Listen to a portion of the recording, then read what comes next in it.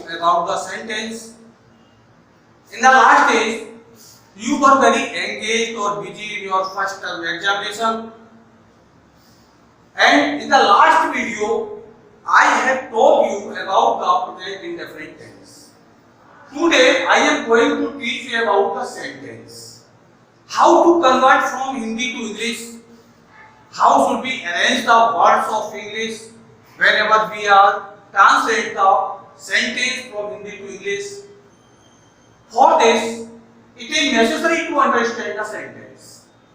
तो जब हम हिंदी से इंग्लिश में ट्रांसलेट करते हैं उस समय पर हमको किस किस चीज की सावधानी रखनी है, शब्दों को किस प्रकार से अरेंज करते हैं, इसके लिए सेंटेंस का समझना बहुत आवश्यक होता है। तो सेंटेंस हमारे तीन प्रकार के होते हैं, सिंपल, कॉम्प्लेक्स और कंपाउंड। सिंपल सेंटेंस को आपको समझना है, कॉम्प्लेक्स और कंपाउंड सेंटेंस जब आप बड़ी कक्षाओं में आ जाएंगे तब सीखेंगे। इस समय पर आप केवल सिंपल को समझना है। तो सबसे पहले समझिए सिंपल सेंटेंस किसे कहते हैं। तो सिंपल सेंटेंस वह सेंटेंस होता है जिसके अंदर एक फाइनाइट वर्ब होता है। जो जिस वाक्य के अंदर एक मुख्य क्रिया होगी, एक फाइनाइट वर्ब होगा, उसे ही हम जो है सिंपल सेंटेंस कहते हैं। जैसे राम खाना खाता है, मोहन दूध पीता है, धोबी कपड़े धोता है, किसान खेत जोतता है। ये सभी वाक्यों में एक ही फाइनाइट वर्ब है, अतः सभी सिंपल सेंटेंस को बिलोंग कर रहे हैं। कभी कभी सिंपल सेंटेंस में दो फाइनाइट वर्ब भी आ जाते हैं। जैसे राम आगरा जाता है, एक फाइनाइट वर्ब है। राम आगरा जाना चाहता है, तो चाहता और जाता दो फाइनाइट वर्ब हो गए।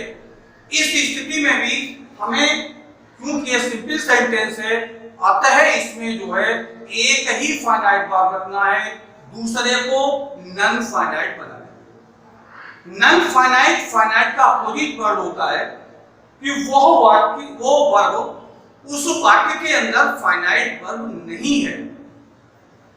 अब नॉन फाइनाइट क्या होता है, तो एक बहुत बड़ा चैप्टर है और आपके बेसिक स्तर का भी नहीं है, आगे चल के आप कक्षाओं में पढ़ेंगे। अभी आप समझिए कि सिंपल सेंटेंस जो होते हैं वो सेंटेंस होते हैं जिसमें एक ही फाइनाइट वर्ब होता है। अब इसके काइंड्स देखिए, ये 5 प्रकार के होते हैं। पहला असर्टिव सेंटेंस, इसके जो है दो पार्ट होते हैं, पॉजिटिव और नेगेटिव। पॉजिटिव क्या होता है, जो ये सीधा सीधा स्टेटमेंट होता है, एक कथन होता है। गाय दूध देती है, माली फूल तोड़ता है। इस तरह के जो स्टेटमेंट सीधे सीधे होते हैं वो सब हमारे पॉजिटिव के अंतर्गत आते हैं। यदि इन्हीं वाक्यों में नोट लगाओ, नहीं शब्द का प्रयोग हुआ हो, तो वो हमारा नेगेटिव हो जाता है।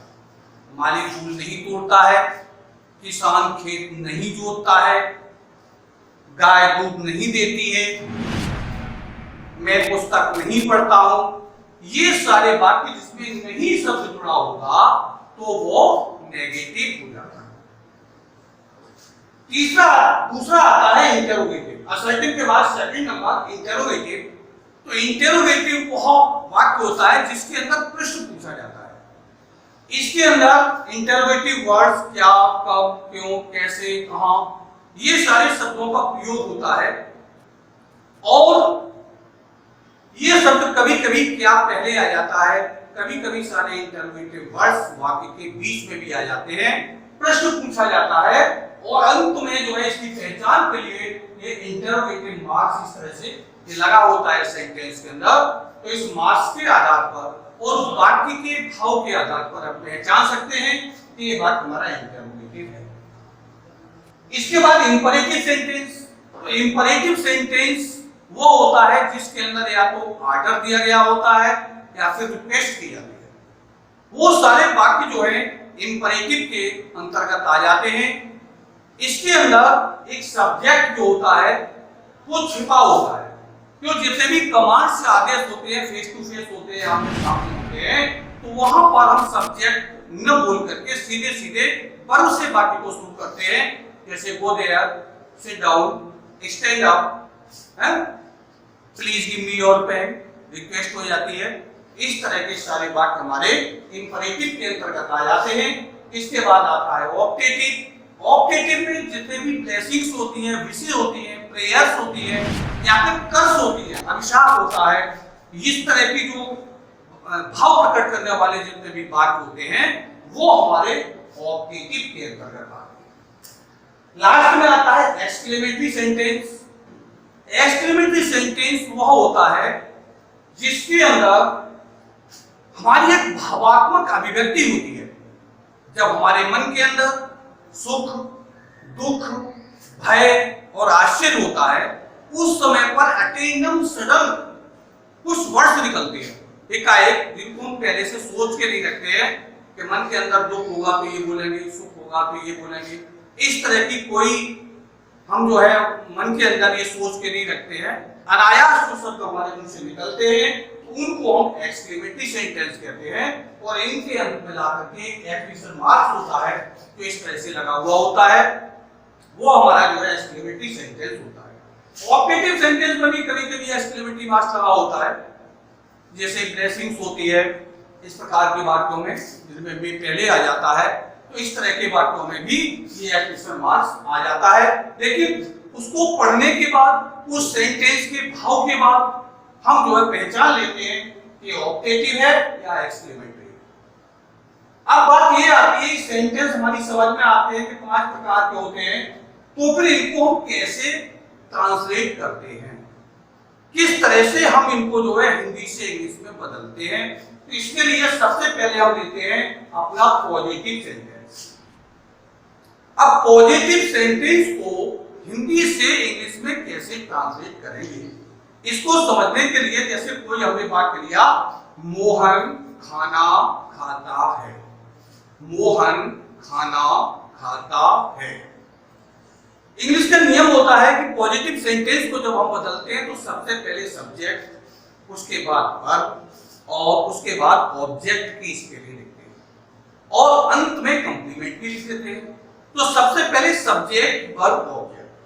अब हम वाक्य के अंदर किस प्रकार से छांटें कि ये हमारा सब्जेक्ट है, ये हमारा वर्ब है, ये हमारा ऑब्जेक्ट है, इसको छांटने के लिए सबसे अच्छी विधि है कि हम जो है वो सबसे पहले वर्ब छांटें, क्योंकि वर्ब आसानी से छट जाता है। वाक्य के अंदर जो कार्य हो रहा है वही वर्ब होगा। जैसे राम खाना खाता है, आप इसमें मन में सोचिए आखिर इसमें काम क्या हो रहा है, एकदम मत समझ में आता है, खाता है माने खाने का काम हो रहा है, ये हमारा वर्ब हो गया। अब इस खाने के कार्य को कौन कर रहा है, तो वाक्य में देखा कि राम कर रहा है, तो क्रिया को करने वाला ही सब्जेक्ट होगा। अब मन के अंदर एक प्रश्न करिए, राम क्या खाता है, उत्तर में आता है खाना। राम खाना खाता है, तो क्या के उत्तर में जो आया वो हमारा ऑब्जेक्ट हो जाएगा। अब हमारे दिमाग में आया कि राम इसके अंदर सब्जेक्ट है, खाना ऑब्जेक्ट है, खाता है वर्ब है। इसी के अनुसार हम जो है पॉजिटिव सेंटेंस के लिख दीजिएगा, राम फिर वर्ब लगाएंगे, खाता है, ईट्स द फूड। अब हमने राम के साथ ईट्स क्यों जोड़ा, ईट में एस को क्यों जोड़ा, इसके लिए हमें प्रेजेंट इंडेफिनिट टेंस का ध्यान करना पड़ेगा। उसमें लिखा है कि हम अफर्मेटिव सेंटेंस में सहायक क्रिया टू डज का प्रयोग नहीं करते हैं। अगर हमारा subject third person singular number है तो मुख्य क्रिया में एस या ईएस को जोड़ देते हैं, तो हमारा जो है एक वो जो वर्ब होती है वो प्लूरल से सिंगुलर बन जाती है। उस नियम के आधार पर राम ईट्स द फूड। तो जिस समय पर हम ट्रांसलेट करेंगे उस समय पर हमको दोनों ही चीजों का सामंजस्य बिठाना है। एक तो हमारा जो सेंटेंस होगा इसका क्रम सही हो, सब्जेक्ट वर्ब ऑब्जेक्ट, और सही क्रम टेंस के आधार पर हो कि जैसे टेंस में जो रूल बनाया है तो टेंस का भी रूल हमें ठीक से आना चाहिए और सेंटेंस का भी ठीक से आना चाहिए, तो बात हमारा निश्चित रूप से सही हो जाएगा, एकदम से बिल्कुल करेक्ट होगा। और अगर हमने किसी भी चीज को ठीक से ध्यान में नहीं दिया तो फिर वो हमारा गड़बड़ हो जाएगा। तो तो अगली वीडियो जो होगा हमारा कल का, उसमें हम आपको पॉजिटिव, नेगेटिव, इंटरोगेटिव तीनों प्रकार के बातों को ट्रांसलेट कैसे करते हैं और क्या क्या इसमें सावधानी बरतनी पड़ती है, नेक्स्ट वीडियो में हम आपको दिखाएंगे। और आप लोग इस वीडियो को ठीक प्रकार से देखें। यदि कोई प्रॉब्लम आती है तो आप हमारे प्राइवेट नंबर पर, जो हमारा नंबर है, उस पर कॉल करके पूछ सकते हैं, समझ सकते हैं। व्हाट्सएप द्वारा ये सारा मैटर आपको भेज दिया जाएगा, आप उसको एक बार पढ़ सकते हैं। Thank you.